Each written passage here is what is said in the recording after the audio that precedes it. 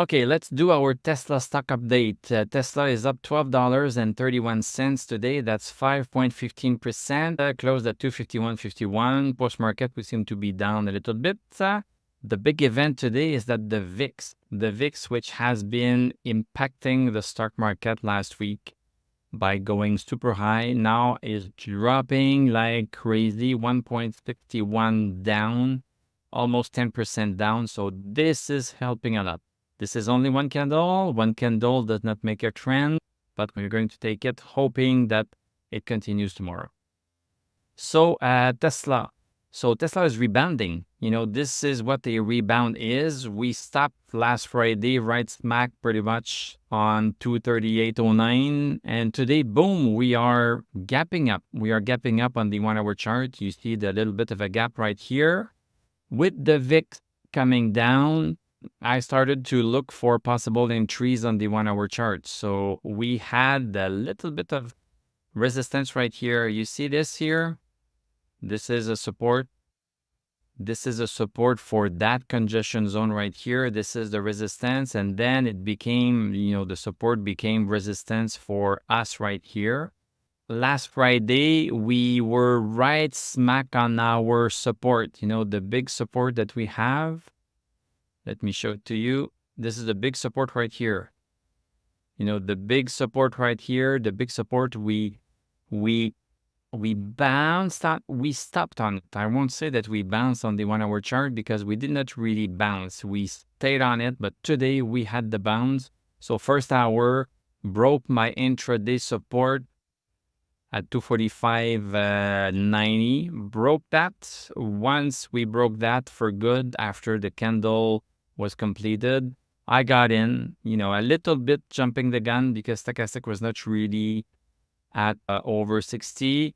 And then after the third candle, it was above 60. It was above that resistance. So this was a buy on the 1 hour chart. So the expectation is just for a move today, tomorrow, before the earnings call, because the earnings call is going to, you know, it could change everything. Depending on what we are going to learn, it could change the whole outlook on Tesla stock.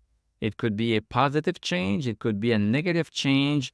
Nobody knows. Nobody knows. Yes, we know that the deliveries have been higher, so profit should be not too bad. But if the analysts are already expecting improved profits and Tesla does not deliver on those expectations, then it could be interpreted as negative. You know, it's all interpretations, and nobody knows how traders and investors in Tesla are going to interpret it. Let's talk today about the different ways we can manage the earnings. There are different ways depending on your level of risk and depending on what you think is going to happen. You are going to suffer less risk if you are not in the market. If you own zero Tesla stock, zero options on Tesla, this is the less risky proposition. The drawback of that is that you could be missing a move up. So if you don't want to miss a move up, then you can dabble in a little bit. You can dabble in with options. If you buy call option, options can be expensive because the premium you pay for options is kind of wasted money. So options are about $1,000 per option for calls in the money, but they are going to be maybe a little bit cheaper tomorrow. So you can buy a few options and then you could be putting in a few $1,000 with the expiry date of this Friday. So options are close to expiry, so they are less expensive than they were last week. And they are less expensive than options that are going to expire in a couple of weeks.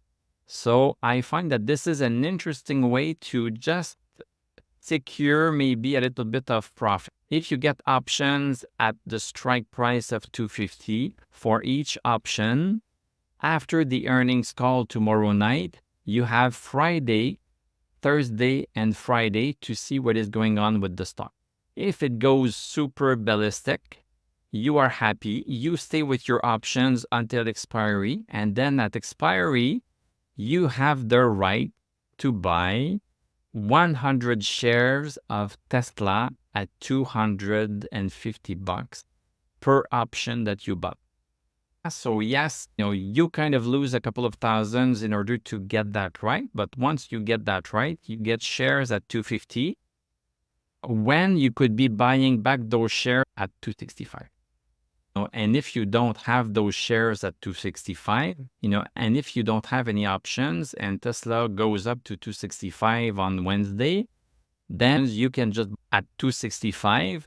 But if you have options with the strike price at 250, you are buying at 250. You can buy at 250 and they are now worth 265. So you made $15, 100 shares, so you made $1,500. And maybe your option cost you $1,000. So you kind of recuperated $500 that you would have never gotten. So this is in the scenario that Tesla goes up to 265 and you have options at 250. So depending on what is going to happen tomorrow, and nobody knows. This is all crapshoot. This is a rolling of the dice. If you are an investor, you might not care about that and you might be holding Tesla until 2030, in which case you don't have to worry about tomorrow. Because if you did not worry from $400 to now, you should not worry from 251 to maybe 194. You should not worry about that. It's the traders that have the tough job. The traders try to optimize each movement. So we have the tough job of deciding what are we going to do. So this is a way for you to get in and to wet your beak without risking too much money. If you own Tesla shares, if you already own Tesla shares, you can also buy puts just before the earnings call. So tomorrow afternoon, you buy your puts to cover your shares, and then you see what is going to happen on Wednesday. If Tesla goes super high, your options are going to be worthless, but you will have kept your share.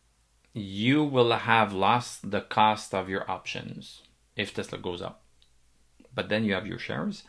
If it goes down significantly, then your puts are going to be offsetting a little bit the move down that you are going to suffer. It won't, because in terms of the expiry date, this is very close. So in terms of the amount of money that your puts are going to gain versus the actual number of dollars that the shares will lose, they don't coincide exactly. It must be like 60 cents on the dollar, but you still have a little bit of insurance. So I cannot tell you what to do. I don't know your financial situation. I don't know how many shares you have. I don't know if it matters to you to lose $5,000. Is that a lot for you? If it's not a lot for you, then you can try some options. I don't know if you have share or not. So I don't do financial advice. I'm here to tell you about the possibilities that you have. And then you make your own decisions. So let's continue. So as we said, the VIX coming down, so this should be helping the stock market as a whole. In terms of bonds, the bonds are starting to move back up, so this is not really helping the stock market. Let's take a look at the stock indices. So stock indices, Dow Jones after 2 days down, so we are stabilizing. S&P bouncing back on 55.22. We had crossed it last Friday. Now we are back above it.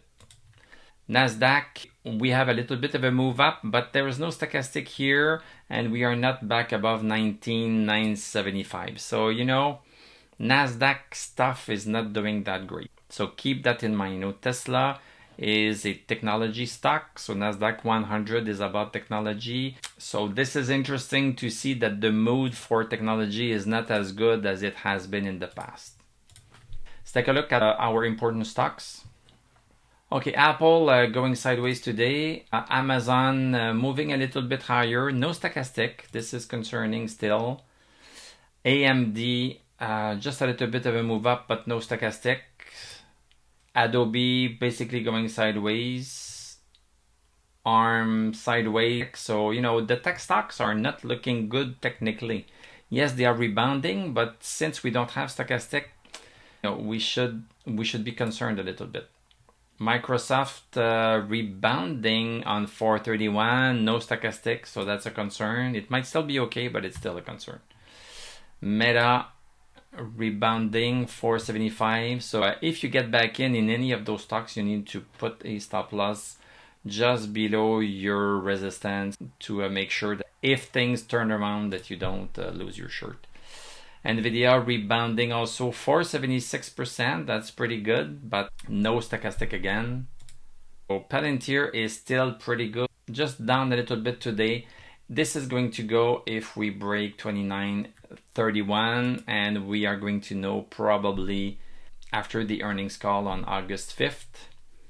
SMCI going sideways. SoFi stabilizing so far above 746 and with stochastics. So, you know, this one, if you want to enter into some technology, you know, this one is not looking too bad. Let's take a look at our EV stocks. So BYD recovered nicely. We are back above 30.79. Lucid, the nice way, almost up 3%. We have stochastic over 60. Let's look at the 1 hour chart on that one.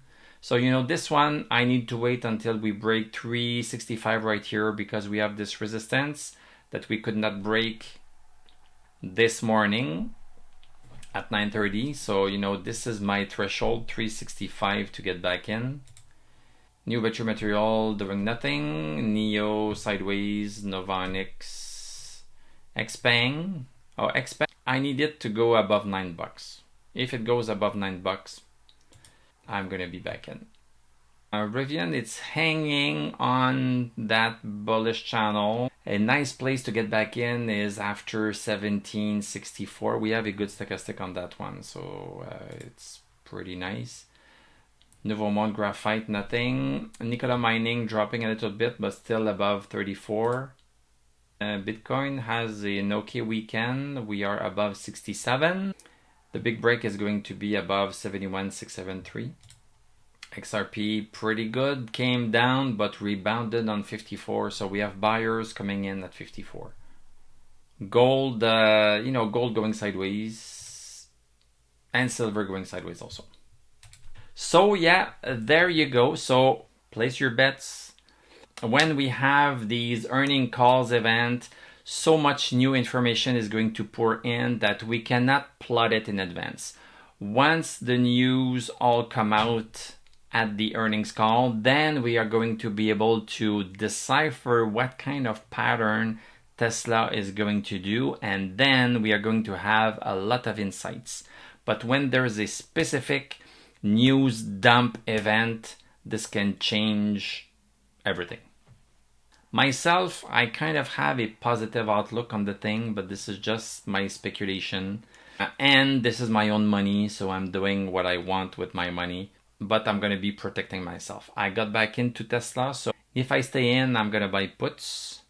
And if I decide to take the bit of profit I made today, I might use that profit to finance the options that I am going to buy, and the options are going to be calls. And I might be making the bet that we are going to have a big move, and then I will exercise those options. So thank you very much for watching. Thank you for liking, commenting, subscribing. If you like what I do, you can become a YouTube member. Click on my TradingView affiliate link. We are going to talk tomorrow, and I'm going to tell you à la prochaine.